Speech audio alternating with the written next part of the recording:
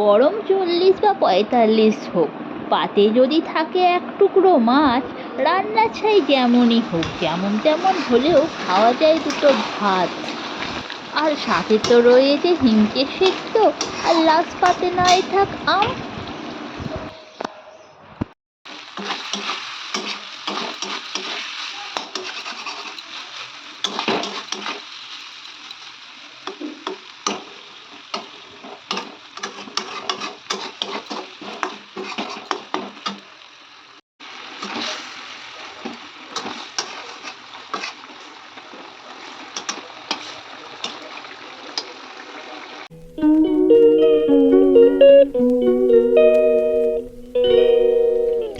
Hello everyone, good morning, welcome back to my new blog. আর আমি সঞ্চিতা চলে এসেছি আপনাদের কাছে নতুন একটা ব্লগ নিয়ে।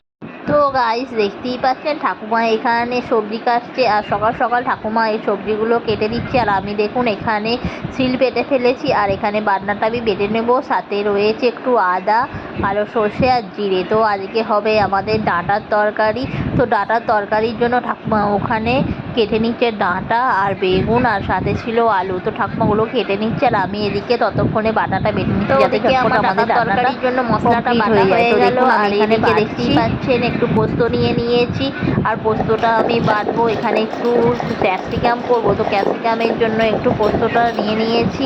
তো আমি চলুন বেটে নিই পোস্তটা।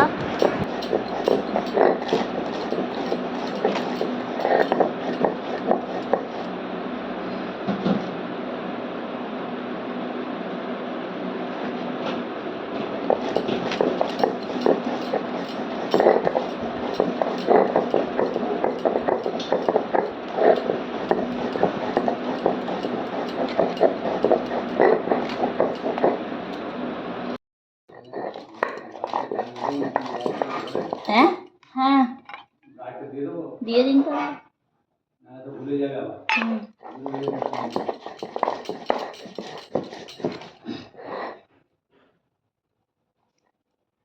পায়খানায় গেছে যুগের যুগ।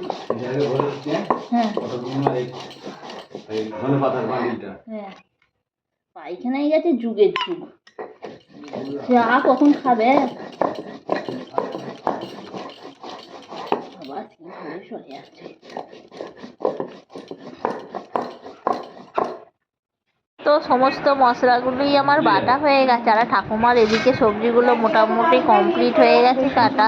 আর আমি এবার করব রান্না। তো দেখতেই পাচ্ছেন। তো চলুন এবার আমরা রান্নাঘরে চলে যাই। তো দেখতেই পাচ্ছেন আমার ভাতটা অর্ধেক হয়ে গেছে, আর আমি একটু ভাতটা নাড়িয়ে দিলাম।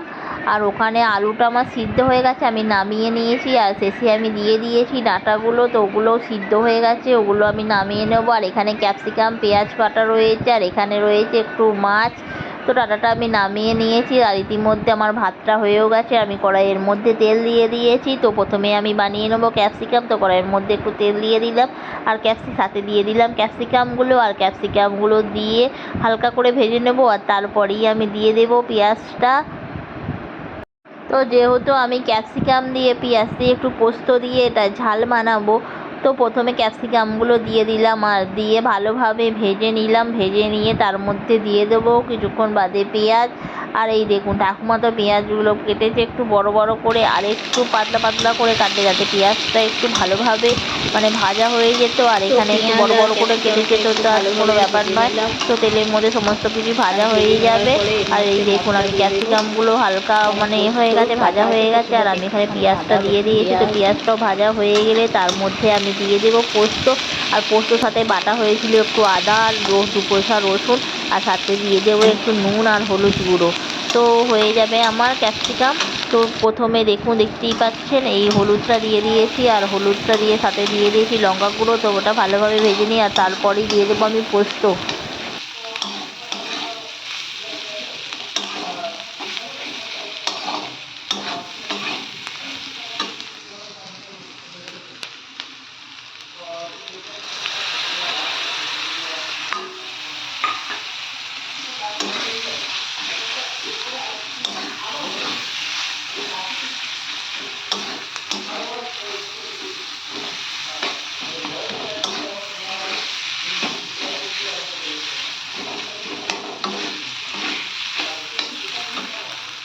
তো পোস্তটা আমি দিয়ে দিয়েছি ইতিমধ্যে, আর সাথে ছিল একটু ধনেপাতা, ওটাও ছড়িয়ে দিলাম, আর সবগুলোকে একটু ভালোভাবে হালকা আঁচে ভেজে নিলাম। আর দেখতেই পাচ্ছেন একদম পোস্ত দিয়ে ক্যাপসিকাম পেঁয়াজ রেডি হয়ে গেছে।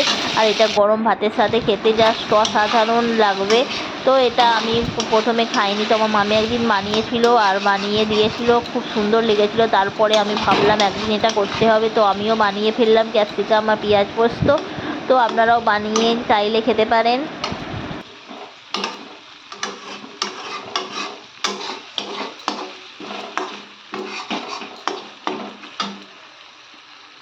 তো পেঁয়াজ পোস্তটা আমি নামিয়ে ফেলেছি। এই দেখুন, এর মধ্যে হালকা হালকা তেল ছেড়ে দিচ্ছে, পুরো একটা দেখতে সুন্দর লাগছে, গরম ভাত বা রুটির সাথে খুব সুন্দর খেতে লাগবে। আর নেক্সট আমি করে নেবো আমার ডাঁটার তরকারি। আমার খুবই প্রিয় একটা সবজি ডাঁটা, আর আমার ডাঁটা খেতে ভীষণ ভালো লাগে। আর আমি তো ডাঁটা মানে পারলে যতবারই হয় ততবারই খাই। তো ডাঁটার তরকারি বেশ ঝাল ঝাল, বেশ টমেটো দিয়ে খুব সুন্দর লাগে খেতে। প্রথমে তো আলুগুলো সিদ্ধ করে নিয়েছিলাম, আর তারপরেই কড়ার মধ্যে দিয়ে দিয়েছিলাম তেল, আর সাথে একটু বেগুনটা একটু হালকা করে ভেজে নিয়েছি। আর ভেজে নেওয়ার পরে দিয়ে দিয়েছিলাম একটু টমেটো আর নুন হলুদ গুঁড়ো, আর সাথে আমার ওই হাতের বাটা মশলা। তো জাস্ট দারুণ লাগলো।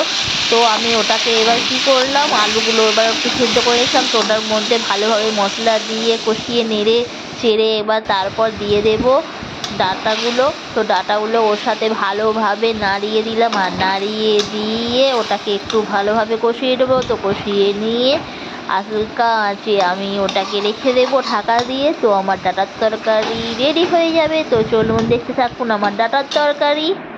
আর এই দেখুন, আমি একটু জল দিয়ে দিয়েছি, আর এই জলটা ফুটবে, সাথে সাথে ওর ভিতরে সমস্ত মশলাগুলো ঢুকে যাবে। জাস্ট খেতে অসাধারণ। আর গরমে দেখুন এই আমার অবস্থা পুরো হয়ে গেছে ঝলসানো বেগুন, পুরো ঘেমে ঘেমে নিয়ে একবারে চান হয়ে গেছি। আর এই দেখতে পাচ্ছেন একটু হিমচে, তো হিমচেগুলো একজন দিয়ে গিয়েছিল, আর দেখতেই পাচ্ছেন গরমে একবারে আমার মতোই হিমচেগুলো পুরো ঝলসে গেছে। আর এটা আমি জলে দিয়ে একদম পুরো সতেজ করে দেবো।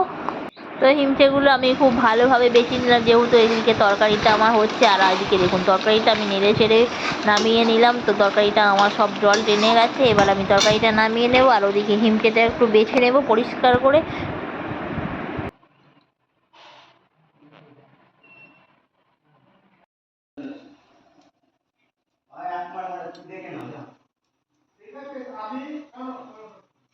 তো এদিকে আমি মাছটা ভেজে নিচ্ছি, আর ওই তালে আমি ইঁচেগুলো ভালোভাবে পরিষ্কার করে জলের মধ্যে দিয়ে দিচ্ছি। এই দেখুন একদম ইঁচেগুলো সতেজ হয়ে গেছে, পুরো সবুজ হয়ে গেছে।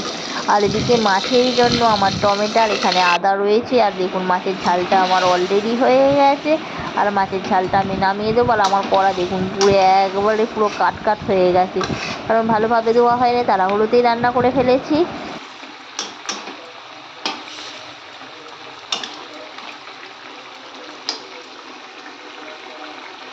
আমার তো মাছের ঝাল হয়ে গেছে, আর এদিকে আমি দুপুরের খাবারটা বেড়ে ফেলেছি। তো এই হয়ে গেল আমার রান্না। আর ওদিকে হয়ে গেছে।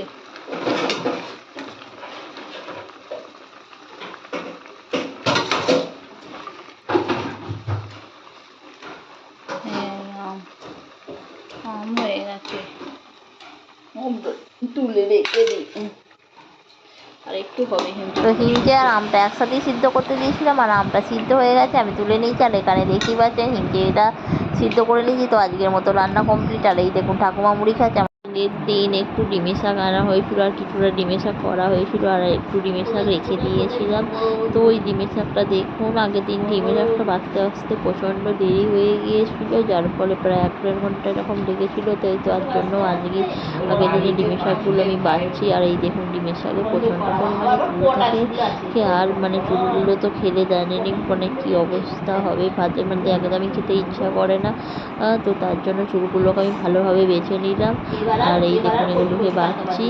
তো বন্ধুরা, আমার ভিডিওটি কেমন লাগলো? ভিডিওটি ভালো লাগলে লাইক করবেন, শেয়ার করবেন, আর সাবস্ক্রাইব করবেন। দেখা হবে নেক্সট ভিডিওয়।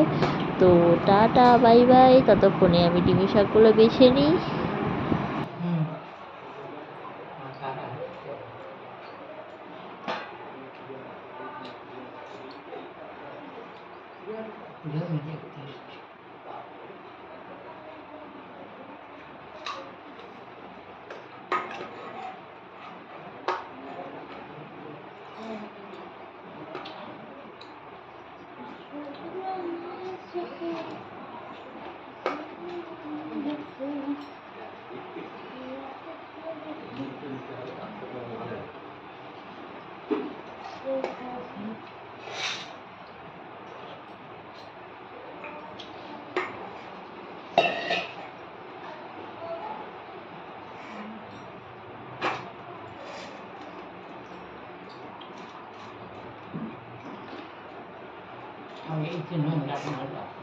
এই গাছটা বসতে দেবো পেছনে, বুঝতে পেরেছেন?